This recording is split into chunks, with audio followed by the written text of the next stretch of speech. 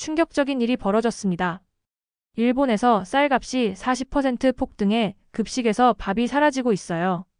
73세 할머니가 손자를 위해 비행기 타고 한국에 쌀을 사러 왔습니다. 한 톨의 쌀이 국가의 자존심을 바꾸는 이야기가 시작됩니다.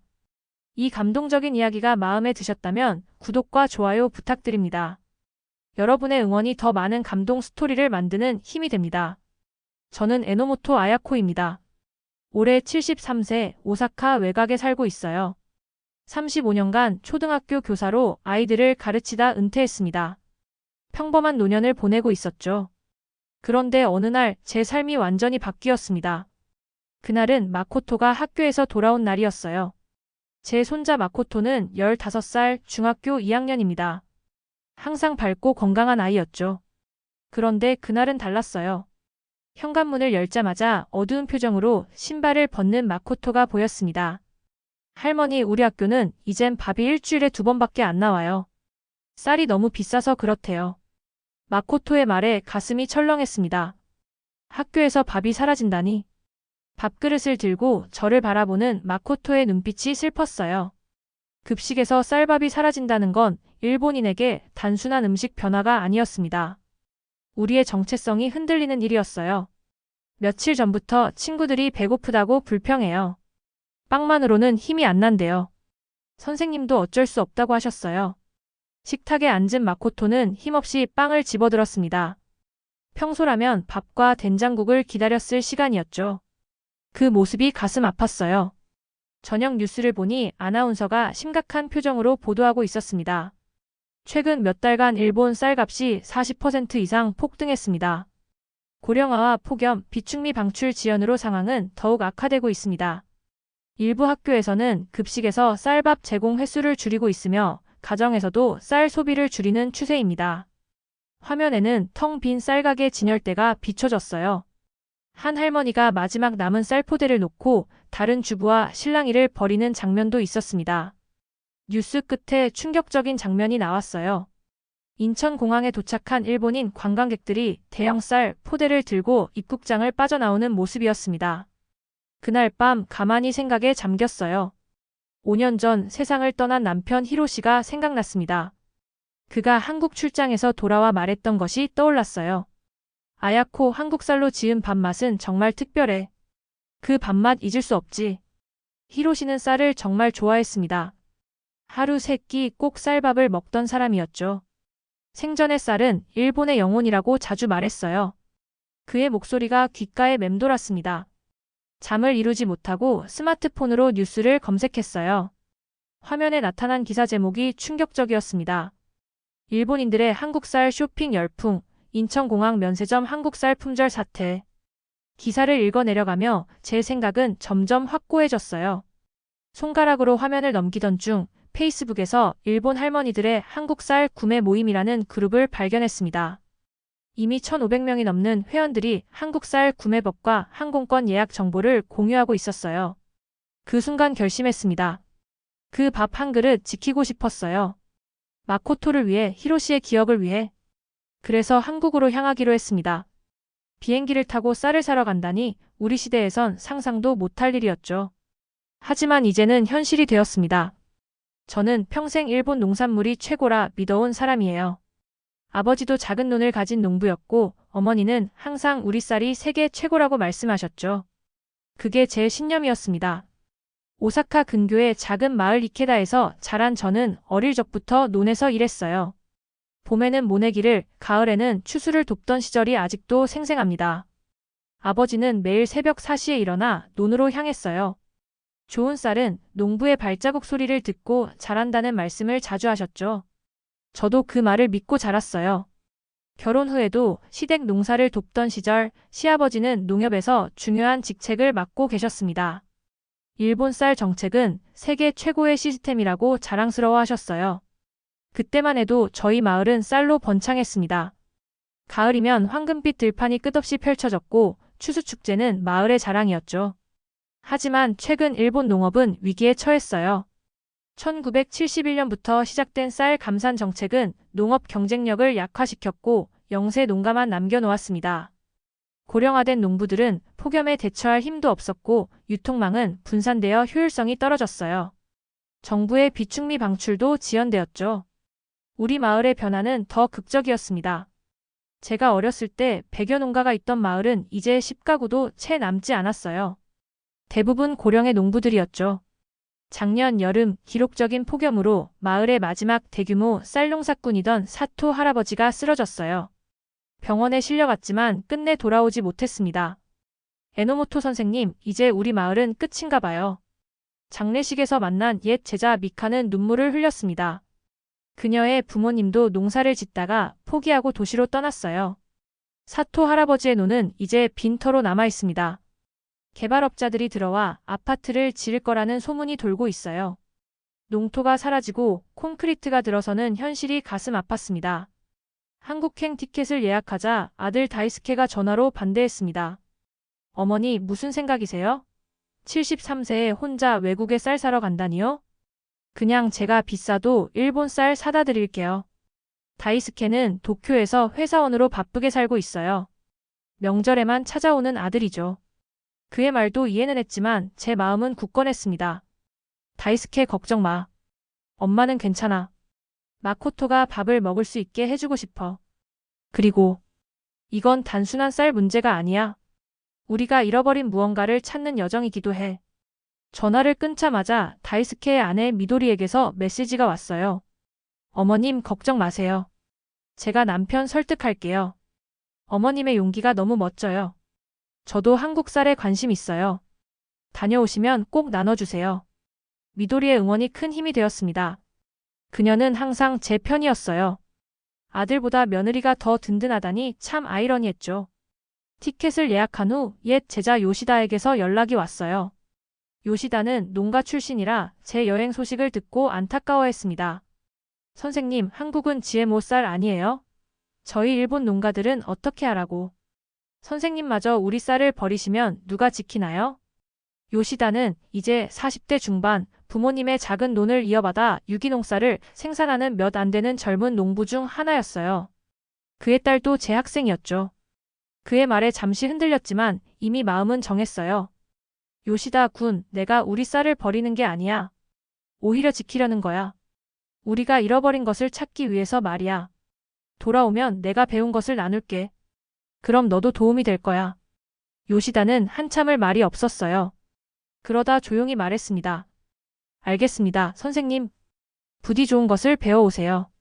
저도 변화가 필요하다는 걸 알고 있어요. 출발 전날 학교 동료 교사였던 사쿠라 선생님이 찾아왔어요. 그녀는 제가 은퇴한 후에도 종종 찾아오는 몇 안 되는 친구였습니다. 아야코, 너무 무리하지 마. 나이가 있잖아. 그런데 정말 대단해. 내가 못하는 일을 내가 하니까. 사쿠라는 커피를 마시며 비밀스럽게 속삭였어요. 사실은 나도 한국 드라마에서 본 비빔밥이 너무 먹고 싶었어. 근데 요즘 한국 제품 사면 눈치 보이잖아. 내가 오면 나한테도 좀 나눠줘. 우리는 키득거리며 웃었어요.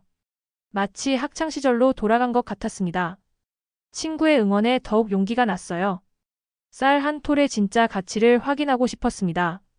그것이 히로시에 대한 그리고 마코토에 대한 제 사랑이었어요. 하지만 이제는 그것뿐만이 아니었습니다. 우리 마을을 위해, 요시다 같은 젊은 농부들을 위해, 그리고 일본의 미래를 위해서였어요. 비행기를 타고 인천에 도착했습니다. 입국장을 빠져나오자 일본어 안내판이 보였어요. 한국 쌀 구매 투어 이쪽으로. 저만이 아니었습니다. 수십 명의 일본인들이 같은 목적으로 모여 있었어요. 대부분 50대 이상의 주부들이었죠. 그런데 문득 시선을 끄는 얼굴이 보였습니다. 오래전 TV에서 본 적 있는 얼굴이었어요. 순간 가슴이 철렁했습니다. 후지타 켄지. 전 일본 농협연합 이사로 종종 뉴스에 나와 농업 정책을 강하게 주장하던 인물이었죠. 히로시가 생전에 자주 비판했던 사람이기도 했어요. 저 사람이 왜 여기에? 대형마트로 향하는 버스 안에서 옆자리 여성과 이야기를 나눴습니다. 그녀의 이름은 하세가와 유키코, 도쿄에서 온 67세 주부였어요. 저도 손주 둘이 있어요. 요즘 급식에서 빵만 나온다고 불평하더라고요. 아이들은 밥을 먹어야 힘이 나는데 아, 저기 앉아 계신 분 후지타 켄지 아닌가요? 유키코는 작은 소리로 속삭였습니다. TV에서 봤어요. 한국 농산물을 심하게 비난했던 사람이에요. 왜 여기 있는 건지 모르겠네요. 모두가 같은 마음이었습니다. 일본인의 밥상을 지키기 위해 바다를 건넌 할머니들이었죠. 그런데 그 후지타가 여기에 있다니 이상했어요. 마트에 도착하자 쌀 코너는 이미 일본인들로 북적였어요. 진열대에는 다양한 종류의 쌀이 쌓여 있었습니다. 신동진, 추청, 일품, 고시카리 등 다양한 품종이 보였어요.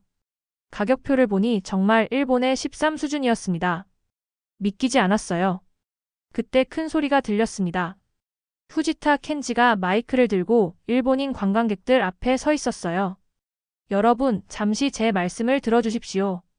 모두의 시선이 그에게 집중되었습니다. 후지타는 검은 정장 차림으로 권위 있게 보였어요. 저는 전 일본 농협연합 이사 후지타 켄지입니다. 오늘 여러분께 중요한 사실을 알려드리고자 합니다. 그는 손에 들고 있던 서류 봉투에서 종이를 꺼냈어요. 이건 한국 쌀의 안전성 검사 결과입니다. 한국 쌀은 일본 기준으로 볼 때 안전성이 의심됩니다. GMO 오염 가능성도 있고 농약 사용량도 우리보다 많습니다. 주변에서 동요하는 목소리가 들렸어요. 저도 잠시 망설였습니다. 후지타는 계속해서 말했어요. 여러분, 이런 싸구려 쌀을 사서 뭐 하시겠다는 겁니까? 한국 쌀은 밥맛이 없습니다. 이런 짓은 일본 농가를 배신하는 행위예요. 여러분은 애국심이 없으십니까? 그의 말에 몇몇 사람들이 망설이기 시작했어요. 저도 잠시 위축되었습니다. 하지만 그때 한 여성이 앞으로 나섰어요. 유키코였습니다. 후지타 씨, 당신은 왜 여기 있는 거죠? 한국 쌀을 비난하러 오셨나요? 아니면 사러 오셨나요? 유키코의 질문에 사람들이 웅성거렸습니다. 후지타는 당황한 기색이 역력했어요. 그때 한 한국인 직원이 다가왔습니다. 그녀의 명찰에는 김미영이라고 쓰여 있었고 일본어를 유창하게 구사했어요. 손님들, 죄송합니다만 정확한 정보를 드리고 싶습니다. 이 쌀은 우리나라 계약재배 농가에서 생산된 프리미엄 제품입니다. GMO 아니고요. 농약 관리도 엄격해요. 일본으로 수출되는 쌀은 특별 검사를 거치고 있습니다. 여기 공식 인증서가 있습니다. 미영은 태블릿을 보여주며 설명했어요. 인증서와 검사 결과가 상세히 나와 있었습니다. 후지타는 잠시 말을 잃었어요. 그때 한 노인이 손을 들었습니다. 80대로 보이는 할아버지였어요. 저는 다나카라고 합니다. 40년간 농업연구소에서 쌀 품종을 연구했습니다. 한국 쌀의 품질은 세계적으로 인정받고 있습니다. 후지타 씨, 당신이 보여준 자료는 10년 전 것이군요. 다나카 할아버지는 후지타가 들고 있던 종이를 가리켰어요. 날짜를 보세요. 2015년 자료입니다. 지금은 2025년입니다. 사람들 사이에서 웃음이 터져 나왔어요. 후지타의 얼굴이 붉어졌습니다. 그는 황급히 서류를 가방에 넣었어요. 시식 코너에서 밥을 맛본 한 할머니가 감탄했어요. 이거 정말 맛있네. 우리 집 쌀보다 훨씬 좋은데? 사람들은 다시 쌀 진열대로 향했습니다. 후지타의 주장은 설득력을 잃었어요. 저는 조용히 20kg짜리 쌀 한 포대를 카트에 담았습니다. 그 모습을 지켜보던 후지타가 제게 다가왔어요. 할머니, 정말 이런 쌀을 사서 손자에게 먹일 겁니까?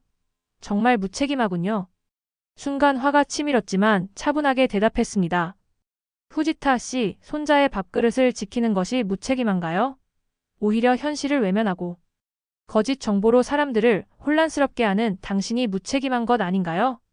말을 마치고 카트를 밀고 계산대로 향했어요.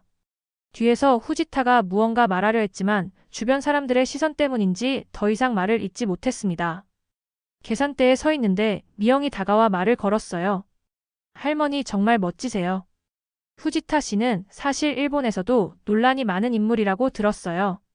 한국에 대한 편견이 심하다고요. 그래요? 사실 제 남편이 생전에 그 사람을 별로 좋아하지 않았어요. 농업 정책이 잘못되었다고 자주 비판했죠. 미영은 미소를 지으며 말했어요. 이 쌀은 제 고향 해남에서 온 거예요. 저희 삼촌이 농사 짓는 쌀이에요. 정말 자부심을 가지고 키운 쌀이라 맛이 특별해요. 그녀의 눈에서 진심이 느껴졌습니다. 일본인들에게 좋은 쌀을 판매하는 것이 단순한 상업적 거래가 아니라 자부심이라는 걸 느꼈어요. 계산을 마치고 숙소로 향했어요. 하늘에서는 겨울비가 내리기 시작했습니다. 후지타와의 대립이 저를 흔들어 놓았지만 동시에 제 결심을 더욱 굳건하게 만들었어요. 이제 돌아갈 수 없는 강을 건넜다는 생각이 들었습니다. 저는 73세의 나이에 20kg짜리 쌀 포대를 들고 비 오는 거리를 걷고 있었어요. 남편이 살아있었다면 웃었을 겁니다. 아야코, 자네 정말 변했구만. 그런 생각을 하며 걷는데 갑자기 미끄러웠어요. 순간 중심을 잃고 넘어졌습니다. 쌀 포대가 젖은 보도블록 위로 떨어졌죠. 아이고. 무릎이 아팠지만 그보다 쌀 포대가 걱정됐어요. 어렵게 구한 쌀인데 비에 젖으면 어쩌나 하는 걱정이 앞섰습니다. 일어나려고 했지만 무릎이 말을 듣지 않았어요. 오른쪽 무릎이 욱신거렸고 손바닥도 긁혔습니다. 괜찮으세요? 한국인 중년 여성이 우산을 들고 달려왔어요. 60대 초반으로 보이는 그녀는 재빨리 쌀 포대를 비닐로 감싸고 저를 일으켜 세워주었습니다. 많이 다치셨어요? 병원에 가봐야 하지 않을까요? 그분은 이정숙이라고 자신을 소개했어요. 한국어였지만 그녀의 따뜻한 목소리와 걱정스러운 눈빛은 언어의 장벽을 넘어 전해졌습니다. 저는 서툰 영어로 괜찮다고 말하려 했지만 일어서는 순간 다시 비틀거렸어요. 이정숙 여사는 제가 일본에서 온 관광객임을 알고는 더욱 친절하게 대해주셨습니다. 그녀는 스마트폰의 번역 앱을 사용해 대화를 시도했어요. 이렇게 비 오는 날에 무거운 쌀을 들고 가시면 어떡해요? 우리 집이 가까우니 잠시 쉬었다 가세요. 거절하기 어려운 진심 어린 제안이었습니다. 게다가 무릎이 점점 더 아파왔어요. 이정숙 여사는 제 팔을 부축하고 다른 손으로는 쌀 포대를 들었습니다. 놀라운 힘이었어요. 그녀의 손은 거칠었고 단단했습니다. 농사일에 익숙한 손이 분명했어요. 이정숙 여사의 집은 아담하고 따뜻했어요. 현관에 들어서자 고소한 밥 냄새가 코끝을 자극했습니다. 오래된 가구들이지만 정갈하게 정돈된 거실에는 가족 사진들이 걸려 있었어요. 그 중에는 군복 입은 젊은 남성의 사진도 있었습니다. 앉으세요. 먼저 무릎부터 봐야겠어요. 이정숙 여사는 구급 상자를 가져와 제 무릎을 살펴보았어요.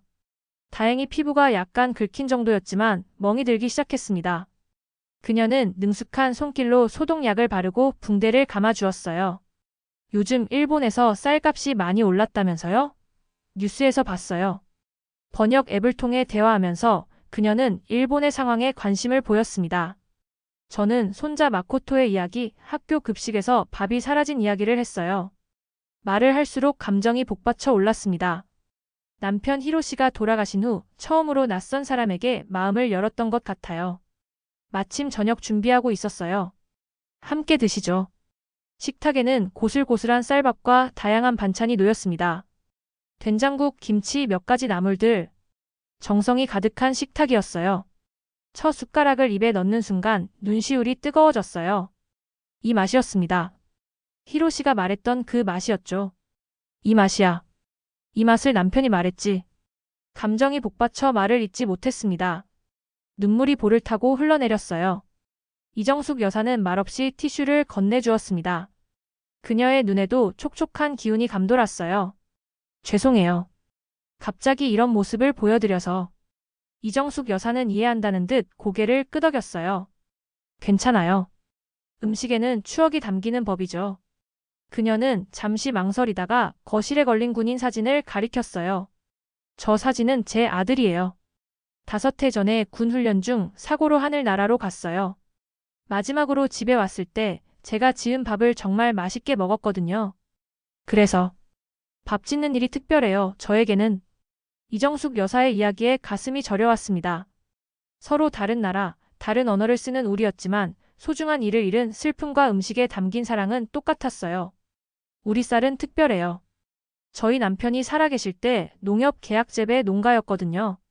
우린 싸게 팔아도 절대 품질은 속이지 않아요. 그게 한국 농민의 자존심이에요. 그녀는 창가에 놓인 작은 화분을 가리켰어요. 거기에는 어린 벼가 자라고 있었습니다. 해마다 첫 수확한 벼 몇 이삭으로 다음해 씨앗을 준비해요. 남편이 돌아가신 후에도 그 전통을 이어가고 있어요. 작은 베란다 화분에서만 키우지만 이렇게 별을 보면 남편이 생각나서요. 그 말에 깊은 공감이 느껴졌습니다. 농사짓던 우리 아버지도 늘 품질을 중요시했어요. 그리고 저도 히로시가 돌아가신 후 그의 흔적을 간직하기 위해 노력했죠. 하지만 언제부터인가 일본은 그 정신을 잃어버렸습니다. 일본은 왜 이걸 못 지켰을까? 저도 모르게 한숨이 나왔어요. 이정숙 여사는 쌀을 지키기 위한 한국의 노력을 이야기해 주었습니다. 계약 재배 시스템, 철저한 품질 관리, 농민들의 자부심. 그 모든 것이 밥 한 그릇에 담겨 있었어요. 저희도 어려움이 많아요. 젊은이들이 농사를 안 짓고 기후변화로 농사 짓기가 점점 힘들어져요. 하지만 우리는 포기하지 않아요. 조상님들이 물려주신 농토와 종자를 지키는 건 우리의 의무니까요. 대화를 나누는 동안 깨달았어요. 우리가 일본에서 잃어버린 것은 단순히 쌀값이나 경쟁력이 아니었어요. 땅에 대한 경외심, 음식에 대한 존중, 그리고 전통을 이어가려는 의지였습니다. 밤이 깊어갔지만 대화는 계속되었어요. 이정숙 여사는 한국의 농업 정책, 쌀 품종 개발에 대한 이야기를 해주었고 저는 일본의 상황을 설명했습니다. 번역 앱의 도움을 받았지만 때로는 단어를 몰라도 서로의 마음을 이해할 수 있었어요. 아, 이렇게 늦게까지 붙잡고 있어서 미안해요. 숙소에 연락해야 하지 않을까요? 시계를 보니 밤 10시가 넘었습니다. 투어 가이드에게 문자를 보내고 이정숙 여사의 제안으로 그날 밤 그녀의 집에서 묵기로 했어요. 그녀는 아들이 쓰던 방을 내어주었습니다. 방에 들어서자 가슴이 먹먹해졌어요. 군대 관련 책자들, 오래된 학창시절 사진들, 그리고 책상 위에는 작은 화분에 심어진 벼가 있었습니다. 이정숙 여사가 아들을 위해 키우는 또 다른 벼였어요. 비록 다른 나라의 어머니였지만 그녀의 마음이 제 마음과 같다는 것을 느꼈습니다. 잠들기 전 창밖을 바라보았어요. 비는 그쳤고 달빛이 방을 밝혔습니다. 그 순간 이상하게도 마음이 평온해졌어요. 히로시가 옆에서 속삭이는 것 같았습니다. 아야코 자네는 옳은 일을 하고 있어. 아침에 일어나니 이정숙 여사가 이미 아침 식사를 준비하고 있었어요. 쌀죽과 간단한 반찬이었지만 정성이 느껴졌습니다. 함께 식사를 하며 어제보다 더 깊은 대화를 나눴어요. 이 쌀로 만든 죽이 특별한 이유가 있어요. 저희 남편이 개발한 품종이거든요. 이정숙 여사는 농업연구소에서 일했던 남편 이야기를 들려주었어요. 그는 평생 더 건강하고 맛있는 쌀을 개발하기 위해 노력했다고 합니다. 남편은 항상 그랬어요. 우리가 먹을 수 없는 쌀은 팔지 말자. 이게 저희 가족의 철학이었어요. 그녀의 말에 깊은 감명을 받았습니다. 저도 교사로서 아이들에게 늘 정직함의 중요성을 가르쳤어요. 하지만 우리 사회는 언제부터인가 그 가치를 잊어버렸던 것 같아요. 아침 식사 후 이정숙 여사가 제안했습니다. 괜찮으시면 제 친구가 운영하는 작은 농장에 같이 가보실래요? 한국 쌀이 어떻게 재배되는지 직접 보시면 더 이해가 되실 것 같아요. 그녀의 제안에 기꺼이 응했어요. 우리는 버스를 타고 서울 근교의 작은 마을로 향했습니다. 그곳에는 희망농장이라는 작은 유기농 쌀 농장이 있었어요. 농장 주인 박철수 씨는 70대 초반의 활기찬 노인이었습니다. 그는 이정숙 여사의 고등학교 동창이자 30년 넘게 유기농법으로 쌀을 재배해온 농부였어요. 일본에서 오신 손님이라고요? 반갑습니다. 박철수 씨는 놀랍게도 일본어를 조금 할 줄 알았어요. 예전에 일본 농업 연수를 다녀왔다고 합니다. 그는 열정적으로 농장을 안내해 주었어요. 우리는 여기서 5개 품종을 재배합니다. 각 품종마다 특성이 달라요. 밥용, 떡용, 죽용. 용도에 맞게 개발된 품종들이죠. 그는 저수지 시스템, 친환경 해충 관리법, 계약 재배 시스템에 대해 상세히 설명해 주었어요. 특히 인상적이었던 것은 마을 전체가 협동조합 형태로 운영된다는 점이었습니다. 혼자서는 농사 짓기 힘들어요. 우리는 함께해요. 장비도 공유하고 판로도 같이 개척하죠. 이게 한국 농업의 강점입니다. 그의 말에 깊이 공감했어요. 일본의 농가들은 점점 고립되어 개인적으로 고군분투하고 있었기 때문이죠. 그러다 한 명씩 포기하고 있었어요. 점심시간이 되자 박철수 씨의 아내가 밥상을 차려주었어요. 잡곡밥과 다양한 나물, 된장찌개가 나왔습니다. 모든 재료가 이 농장에서 생산되었다고 해요. 이 잡곡밥이 특별해요. 5가지 곡식이 들어가 있거든요. 영양도 좋고 소화도 잘 되고 무엇보다 맛있죠? 밥을 한 숟가락 떠먹자 놀라운 맛이 입안에 퍼졌어요. 고소하면서도 담백했고 씹을수록 감칠맛이 났습니다. 히로시가 말했던 그 밥맛이었어요. 식사 중에 박철수 씨가 물었습니다. 일본에서 요즘 젊은이들이 농사를 안 짓는다면서요? 한국도 비슷해요. 그런데 최근 조금씩 변화가 생기고 있어요. 그는 스마트폰을 꺼내 사진을 보여주었어요. 젊은 농부들이 첨단 장비를 다루는 모습이었습니다. 이건 우리 마을 청년회예요. 다들 대학 나온 청년들인데 고향으로 돌아와 농사를 짓고 있어요. 농업과 기술을 결합해서 새로운 방식으로 접근하고 있죠. 한국에서도 청년 농부들이 늘어나고 있다는 이야기가 신선했어요. 일본에서는 농업이 노인들의 일로 여겨지는데 여기서는 다른 가능성을 보고 있었습니다. 농장 투어를 마치고 돌아오는 길에 이정숙 여사가 말했어요. 우리도 어려운 시기를 겪었어요. 90년대 IMF 경제위기 때는 거의 다 무너질 뻔했죠.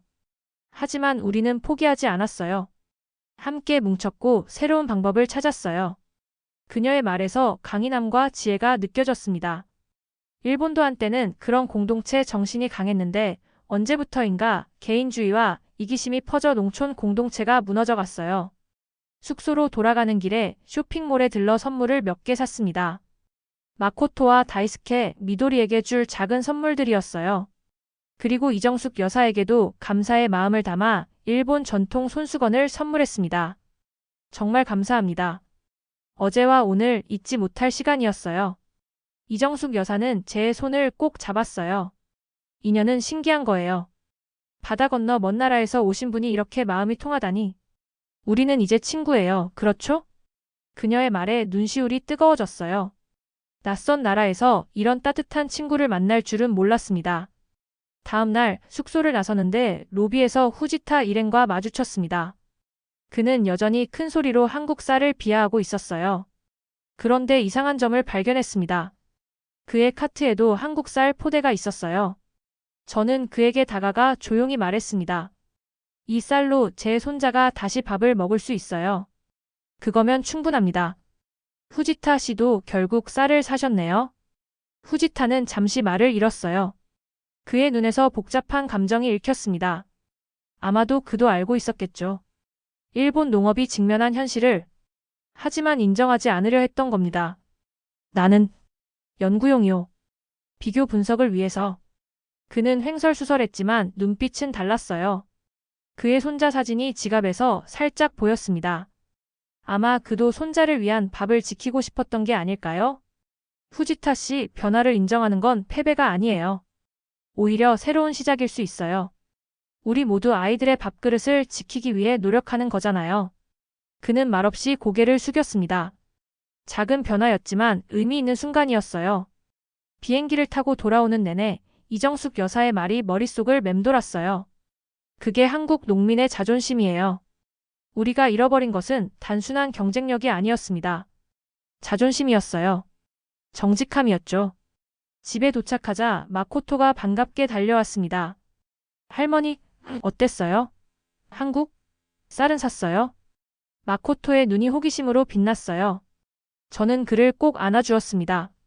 응, 아주 좋은 쌀을 가져왔단다. 이제 맛있는 밥을 먹을 수 있어. 오사카 집에 도착하자마자 마코토를 위해 밥을 지었습니다. 한국에서 가져온 쌀로요. 밥솥 뚜껑을 열자 구수한 향기가 부엌 가득 퍼졌어요. 학교에서 돌아온 마코토는 의아한 표정으로 밥상에 앉았습니다. 할머니, 이 밥 뭐예요?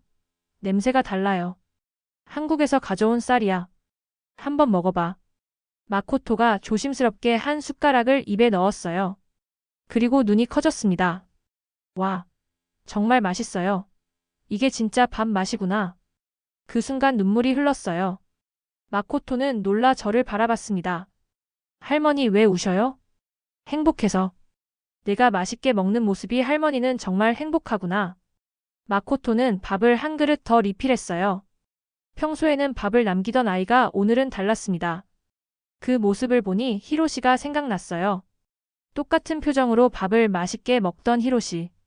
다음 날 옛 동료 교사 모임이 있었어요. 동네 카페에서 만난 노년의 교사들은 제 한국 여행담에 호기심을 보였습니다.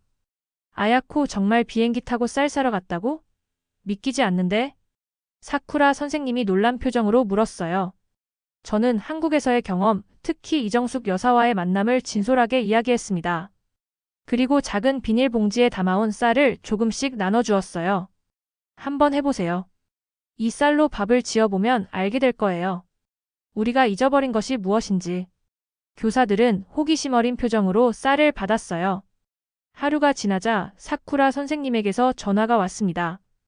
아야코 믿을 수 없어. 그 쌀로 밥을 했는데 손자가 밥을 2그릇이나 먹었어. 평소에는 반 공기도 안 먹던 아이가. 비슷한 반응이 여기저기서 이어졌어요. 저는 용기를 내어 SNS에 블로그를 개설했습니다. 일본 농업을 위해 한국을 배워야 한다는 제목의 글을 올렸어요. 제 경험과 한국의 농업 시스템, 그리고 공동체 정신에 대해 솔직하게 썼습니다. 처음에는 조회수가 몇 개 되지 않았어요. 하지만 사흘째 되던 날 갑자기 조회수가 폭증했습니다. 농업 관련 유명 블로거가 제 글을 공유한 것이었어요. 댓글이 수백 개 달렸고 공유도 많이 되었습니다. 물론 긍정적인 반응만 있었던 것은 아니에요. 일부 강경파들은 저를 매국노라고 비난했습니다. 특히 후지타와 비슷한 성향의 사람들이 거칠게 공격했어요. 하지만 대다수의 반응은 놀랍게도 공감과 지지였습니다. 옛 제자 요시다가 찾아왔어요. 그는 제 블로그를 읽었다며 깊은 생각에 잠겨 있었습니다. 선생님, 저 한국의 농업 시스템에 대해 더 알고 싶어요. 우리도 변해야 할 때가 온 것 같아요. 요시다의 말에 큰 위안을 받았어요. 젊은 농부가 변화의 필요성을 느낀다는 것은 희망의 신호였습니다. 지역 라디오에서 인터뷰 제안이 왔어요. 처음엔 망설였지만 용기를 내어 수락했습니다. 방송에서 한국 쌀과 농업 시스템에 대해 솔직하게 이야기했어요. 이정숙 여사에게 배운 농민의 자존심에 대해서도 말했습니다. 일본 농업이 위기에 처한 이유는 단순히 가격 경쟁력 때문만이 아닙니다. 우리는 자존심을 잃었어요. 품질에 대한 자부심, 정직함, 그리고 공동체 정신을 잃었습니다. 이것들을 되찾아야 해요. 방송 이후 더 많은 반응이 왔어요. 이케다 마을 농협에서 작은 쌀 시식회를 열자는 제안을 해왔습니다. 저는 기꺼이 동의했어요. 시식회 준비를 위해 한국 쌀과 일본 쌀을 비교하는 자료를 만들었고 이정숙 여사에게 배운 밥 짓는 방법도 정리했습니다. 시식회 당일 예상보다 많은 사람들이 모였어요. 노인들뿐 아니라 젊은 부모들과 아이들도 있었습니다. 그런데 놀랍게도 시식회에 후지타가 나타났어요. 모자를 깊게 눌러쓰고 구석에 앉아 있었지만 분명 그였습니다. 시식이 시작되고 사람들의 반응은 압도적이었어요. 특히 아이들이 한국 쌀로 지은 밥을 더 좋아했습니다. 마치 제 손자 마코토처럼요. 시식회가 끝나갈 무렵 후지타가 조용히 제게 다가왔어요. 에노모토 씨, 솔직히 말하겠습니다. 저도 손자가 있어요. 아이가 밥을 잘 안 먹어서 걱정했는데 한국 쌀로 지은 밥은 잘 먹더군요. 이건 인정할 수밖에 없었어요. 그의 솔직한 고백에 놀랐어요. 후지타는 이어서 말했습니다. 하지만 우리 일본 농업은 어떻게 해야 할까요? 그냥 포기해야 하나요? 저는 고개를 저었어요. 포기가 아니라 변화예요. 한국에서 배우되 우리만의 방식으로 발전시켜야 해요. 아이들의 밥그릇을 지키는 것, 그게 우리의 사명이 아닐까요? 후지타는 잠시 생각에 잠겼다가 고개를 끄덕였어요. 그의 표정이 부드러워졌습니다. 에노모토 씨, 혹시 농림수산성에서 열리는 간담회에 참석해 주실 수 있을까요? 현장의 목소리를 들려주셨으면 합니다. 예상치 못한 제안이었지만 주저없이 수락했어요. 작은 변화가 시작되고 있다는 느낌이 들었습니다. 이제 저는 73세 할머니지만 작은 변화를 만들어가고 있다는 느낌이 듭니다. 내가 마지막으로 무언가 바꿀 수 있는 일에 참여했다는 자부심도 생겼어요. 마코토는 학교에 한국 쌀밥을 도시락으로 싸가기 시작했습니다. 처음에는 친구들이 놀렸지만 맛을 본 아이들은 금세 부러워하기 시작했어요. 할머니, 오늘 유키군이 제 도시락을 조금 맛보더니 자기 엄마한테도 한국 쌀 사달라고 할 거래요. 마코토의 이야기를 들으며 미소 지었어요. 아이들은 편견 없이 맛있는 것을 맛있다고 말할 수 있는 순수함이 있습니다. 그것이 바로 희망이었어요. 간담회 당일 도쿄의 농림수산성 건물 앞에 섰을 때 긴장되었어요. 평생 학교에서 아이들을 가르쳤을 뿐 이런 공식적인 자리는 낯설었거든요. 하지만 마코토와 이정숙 여사를 생각하며 용기를 냈습니다. 회의실은 생각보다 작았어요. 농업 관련 단체 대표들과 공무원 20여 명이 둥근 테이블에 앉아 있었습니다. 후지타가 저를 소개했어요.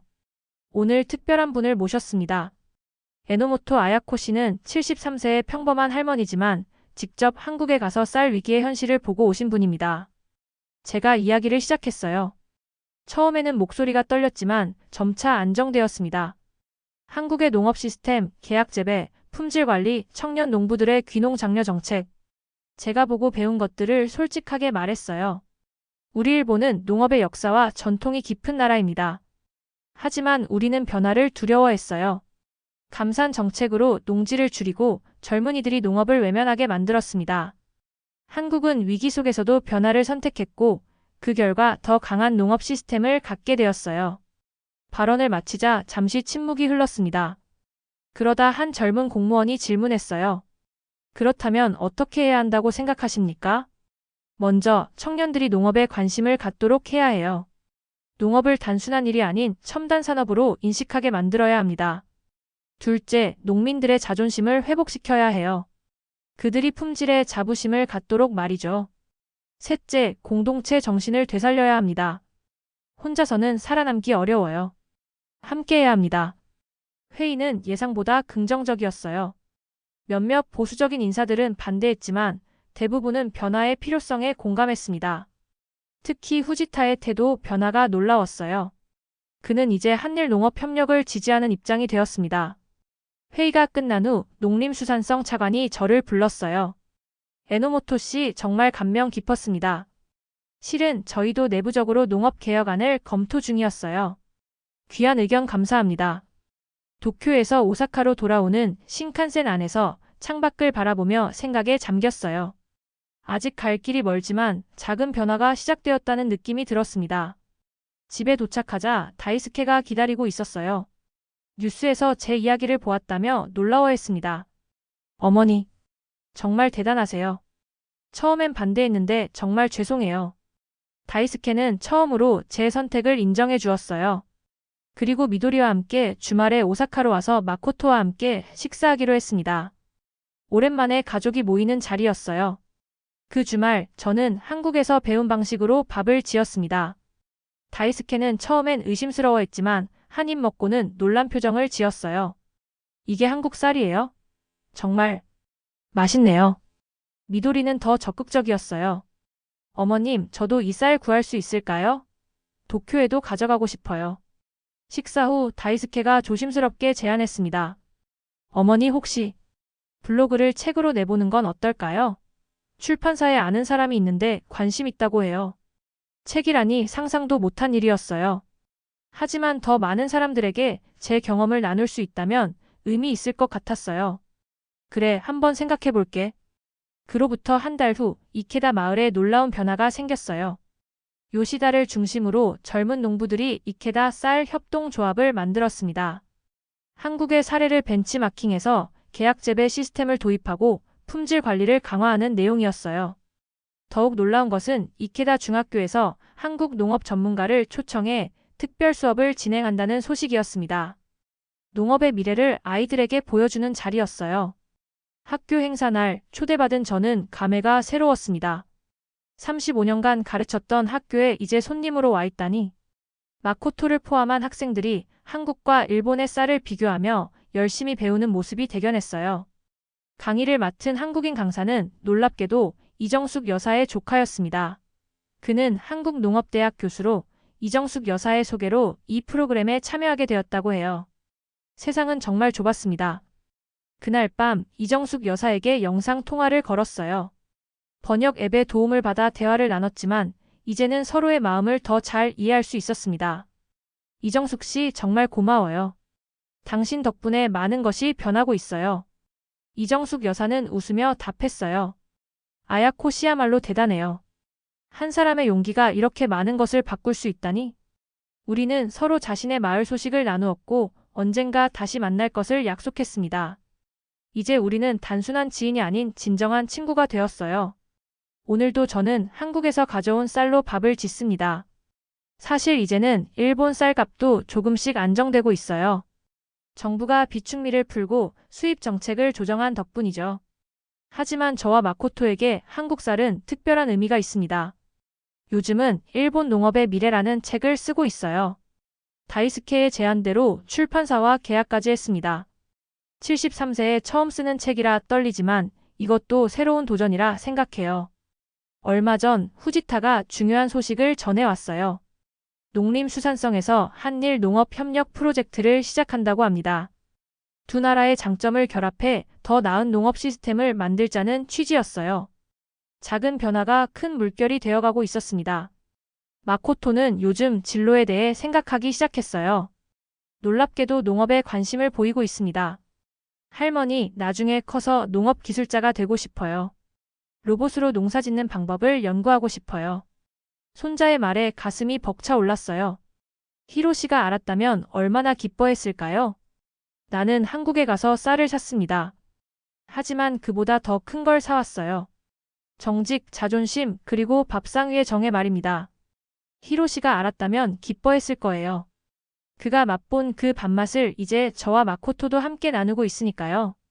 쌀 한 톨에는 농부의 땀과 정성이 담겨 있습니다.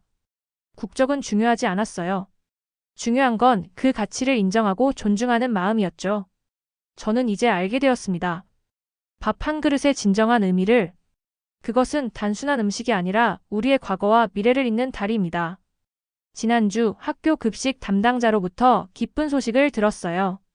이케다 중학교에서 다시 쌀밥 급식이 매일 제공되기 시작했다고 합니다. 지역 농가와 협력해 합리적인 가격에 좋은 품질의 쌀을 공급받게 되었다고 해요. 저는 이제 매주 목요일마다 이케다 노인회관에서 밥짓기 교실을 운영합니다. 한국에서 배운 방법을 나누고 다양한 밥 요리를 함께 만들어요. 처음에는 5-6명이었던 참가자가 이제는 20명이 넘습니다. 놀랍게도 젊은 주부들도 참여하기 시작했어요. 어제는 마코토가 학교 자유연구 주제로 한일 쌀 문화 비교를 선택했다며 도움을 요청했어요. 함께 자료를 찾고 이정숙 여사에게 질문할 내용도 정리했습니다. 세대를 이어 새로운 이해가 시작되고 있다는 느낌이 들었어요. 오늘도 저는 희망을 품고 살아갑니다. 한 톨의 쌀이 바꾼 제 인생처럼 작은 변화가 큰 파도를 만들 수 있다는 걸 믿게 되었으니까요. 73세에 제가 할 수 있던 일은 많지 않았지만 그래도 무언가를 시도했다는 것. 그것이 제게는 큰 의미가 있습니다. 그리고 무엇보다 마코토가 맛있게 밥을 먹는 모습을 볼 때마다 행복합니다. 결국 이 모든 여정은 손자의 밥그릇을 지키기 위한 할머니의 사랑이었으니까요. 밥 한 그릇의 의미를 알게 된 지금 저는 매일 감사함을 느끼며 살아갑니다. 히로시에게, 이정숙 여사에게, 그리고 인생의 마지막 챕터에 새로운 도전을 할 수 있게 해준 운명에게 긴 이야기를 끝까지 들어주셔서 진심으로 감사드립니다. 에노모토 아야코 할머니의 용기 있는 선택이 여러분에게도 작은 영감이 되었길 바랍니다. 한 톨의 쌀에 담긴 이야기가 여러분의 하루를 따뜻하게 해드렸다면 좋겠네요. 앞으로도 이런 감동적인 이야기로 찾아뵙겠습니다. 다음 영상에서 만나요.